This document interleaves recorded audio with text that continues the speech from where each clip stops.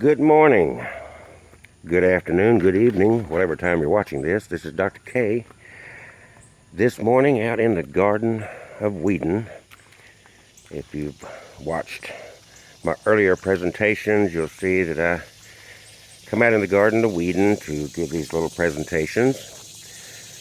This is the IOCCHURCH Church of Preparedness at IOCCHURCH.org. And I invite you to go there if you haven't, or maybe you're watching this from there. At any rate, weekly I give my sermon presentation to help people to see what the Bible is really all about. To get the message from the Bible that, well, unfortunately, the churches seem to be missing in a very sad way. As I have talked about before, the entire Bible was written by Jews in a Jewish tradition and their tradition of storytelling, and they were written in a way, the stories there, to convey a message that Jews could understand. And you go back and you can listen to the earlier presentations to catch up with us if you haven't yet. Based in these stories, and my favorite of these is the story of Joseph and the famine and what took place there. In brevity this morning, there were 7 years of plenty and 7 years of famine. Pharaoh had had a dream, and Joseph had interpreted that dream for him, and from there Joseph was assigned by Pharaoh, which of course was the government, to accumulate all the grain and store it for the 7 years of famine, which Joseph did. The famine came, and ultimately what happened during the 7 years of famine is the citizens were not prepared, and they gave up their livestock, they gave up their property, and ended up enslaving themselves to the government, to the Pharaoh, in order to be able to eat. So this is about preparedness. This is about being prepared so as not to have to sell your lives and enslave yourself to a government or to an institution. And our community works together in this endeavor so that under any circumstances, and as we know, a few years ago we had Katrina. There's natural disasters that occur all over the world all the time that could break down everything from power to taking one's property away. We've become so dependent on modern technology, the internet, power, electricity, plumbing, and all the above, that a lot of people would be hard-pressed to survive very long if all of a sudden the stores were not getting food on their shelves. No longer the Publix or the Walmarts, no longer the farm. And you flip a switch, the power does not come on. You turn the water faucet, the water's not coming on. And in an event like that, it can be deadly. Floods, like happened in Katrina, and what's happening in certain parts of the world and today. So, from that story, from the flood of Noah's day, to the bridesmaids that Jesus talked about, half of the bridesmaids not having stockpiled, prepared, and having enough oil for their lamps, and they missed out on the wedding feast. This is has a lot to do with what the Bible is about, that and government, laws, and principle. Today I'm going to talk about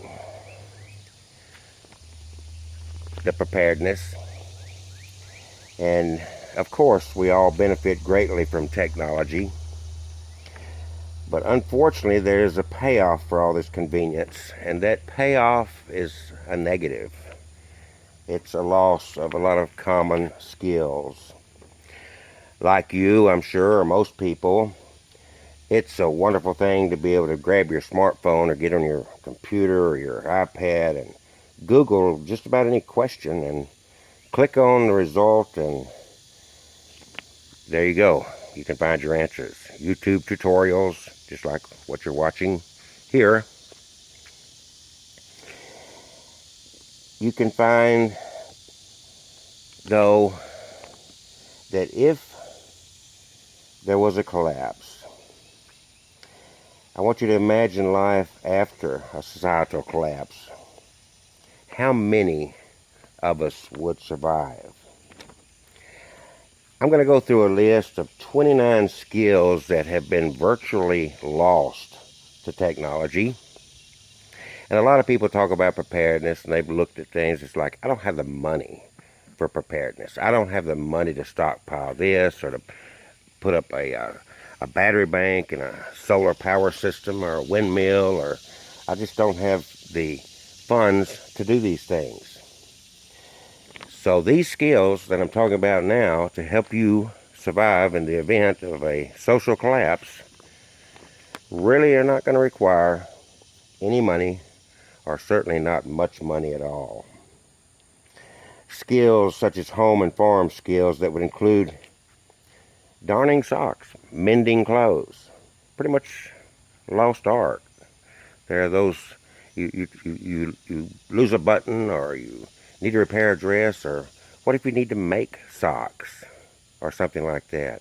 Sure, there are a few ladies out there that do this as a hobby or whatever, but the average person just doesn't have these skills.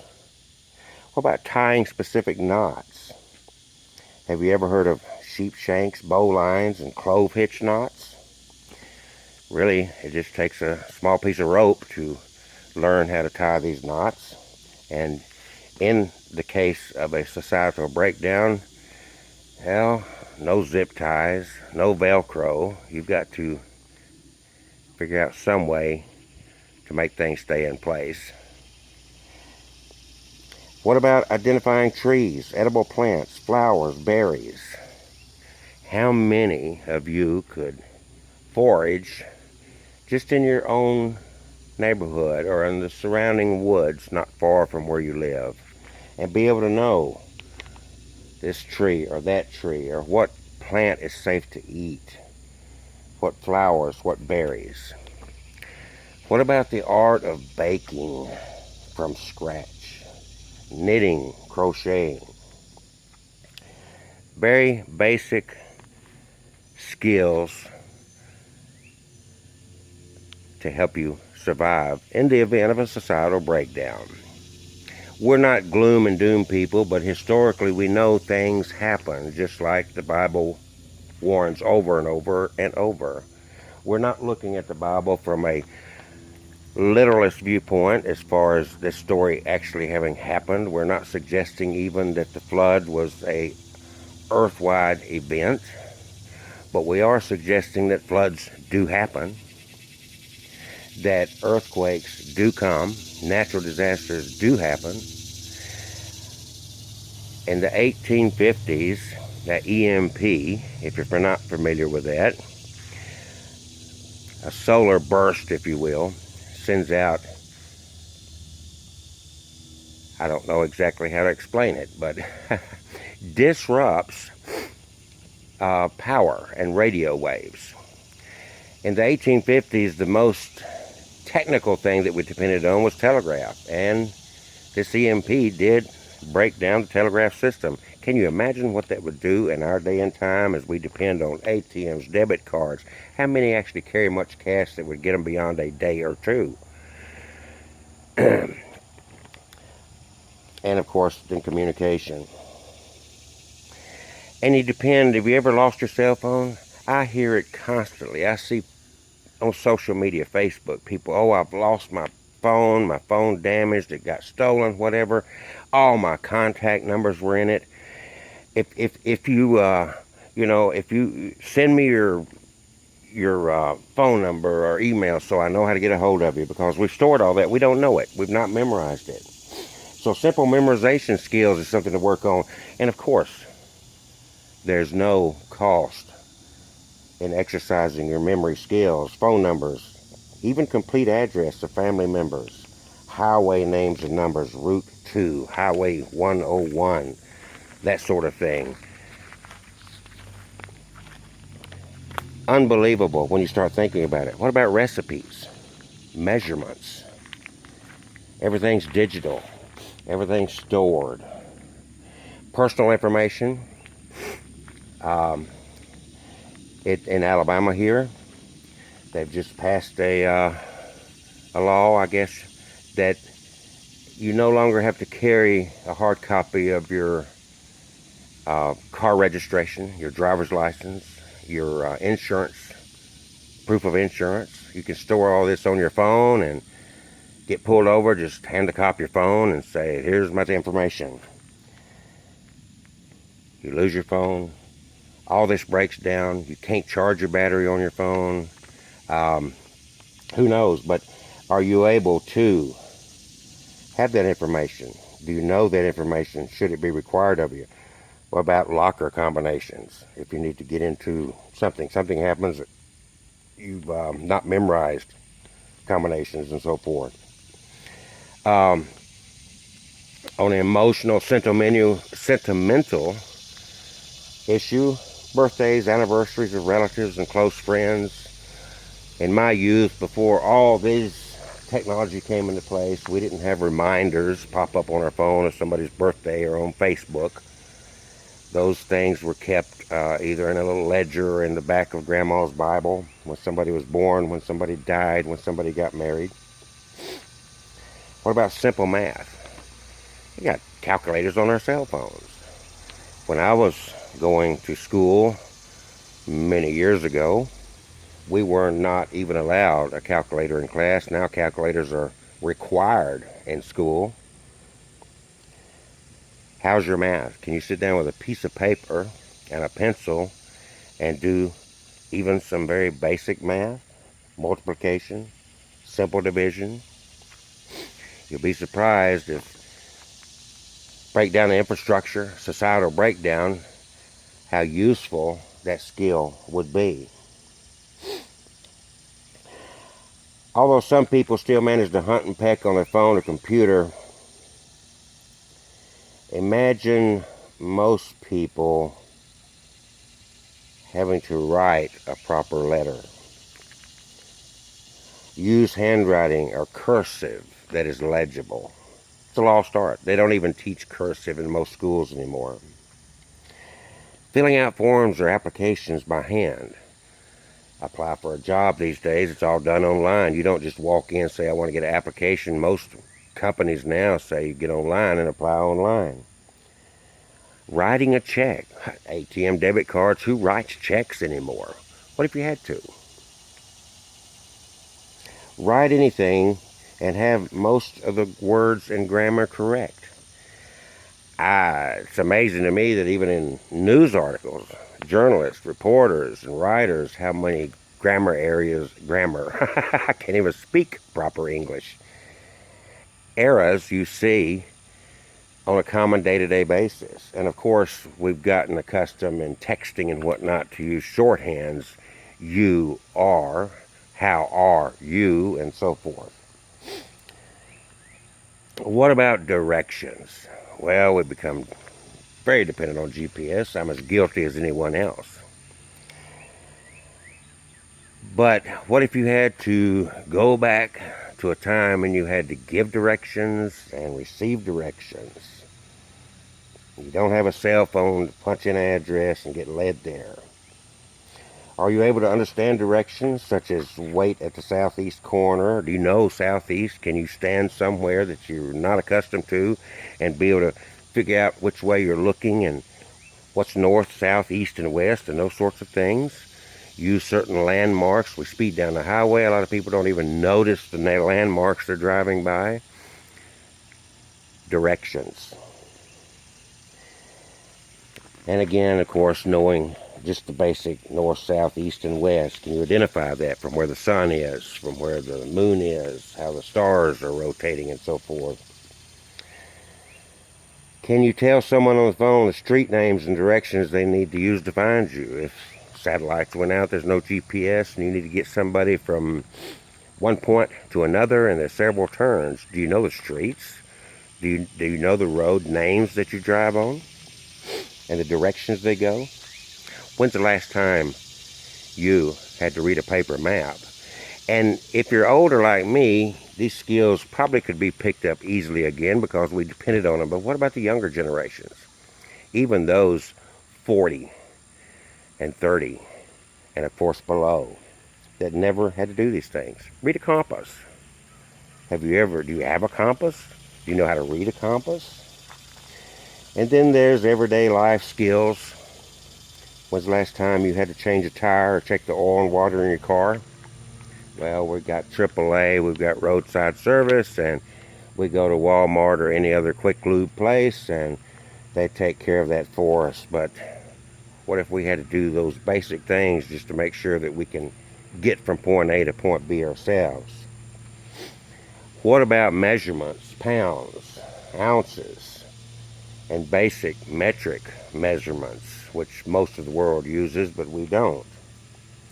What about having to pick up a thesaurus or a dictionary and use that instead of Wikipedia? How about being able to read a recipe or a non-digital thermometer? Another skill that they used to teach, and I don't even know if it's even used anymore. Of course, stenographers don't use it because they have machines, but the writing in shorthand. And then, what about sign language? Basic skills takes no resource of money to build these survival skills, to build these and be prepared. What about starting a fire? Got a match? Anybody got a lighter? Got some lighter fluid? A little gasoline? What if none of those are available? What if the leaves and everything's a little bit moist? It's getting cold, or you need to cook with a fire. Do you know how to do these? Can you build a fire pit out of rock and whatnot and make it safe and not burn the neighborhood down or the woods around you down and whatever? When's the last time you actually slowed down, not in a rush, and just made small talk with a stranger? Just connected with a fellow human being that you did not know. You'll be surprised because reading the internet, social media, watching the news, mainstream media, and so forth, people are scared. Everyone is your enemy, not to be trusted. You're scared. But once you reach out and you begin to communicate with people, you'll be surprised at there's more people like you than that are dangerous. What about if you're waiting in a doctor's office or waiting to meet someone, an appointment or whatever, and they're running late and you have to wait? There's something to practice.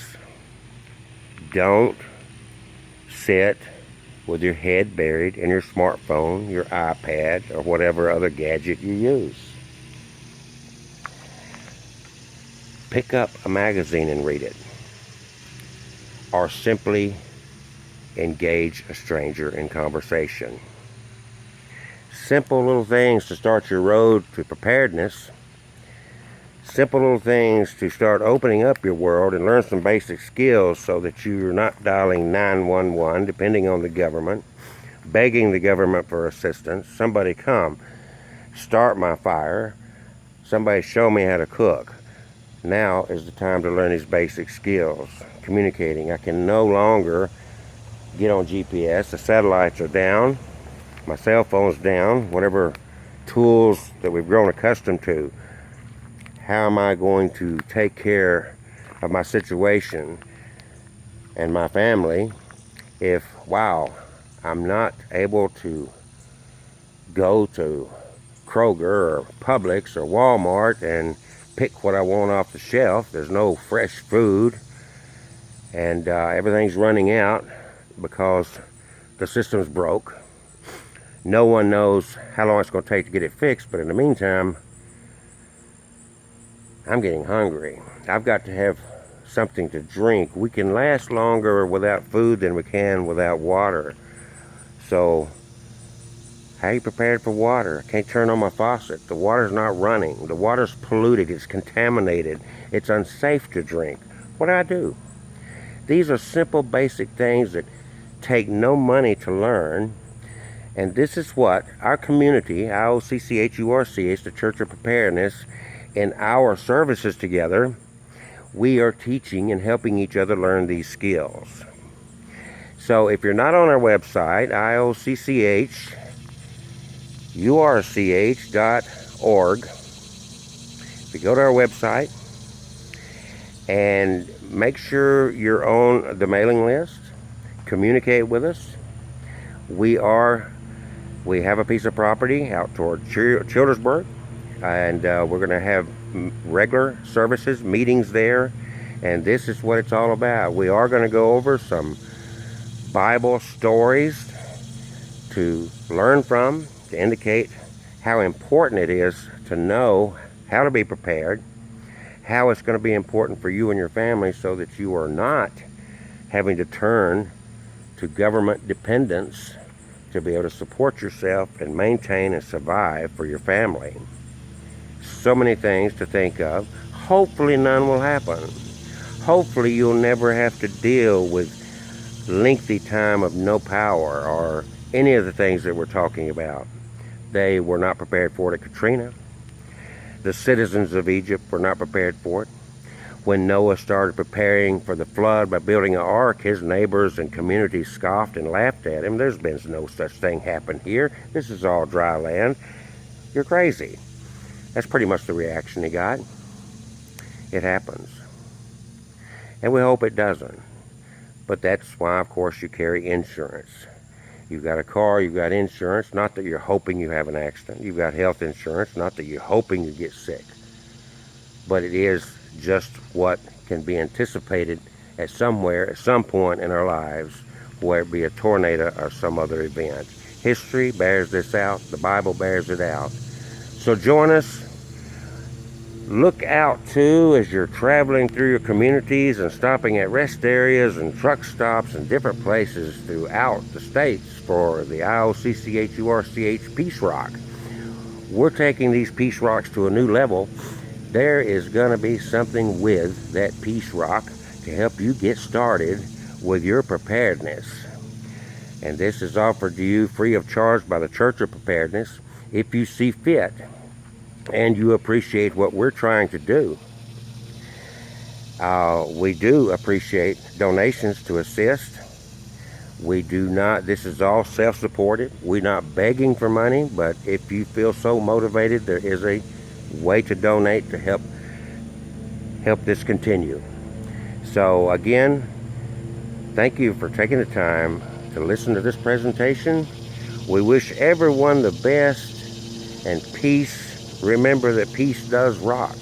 War sucks. So we're preparing for peace. We're preparing the next generations, our youth, for peace, and teaching them peace. Jesus said, blessed be the peacemakers, and that's where we want to stand. Everyone have a good, wonderful day. My name is Dr. K. I'm standing here in the Garden of Whedon.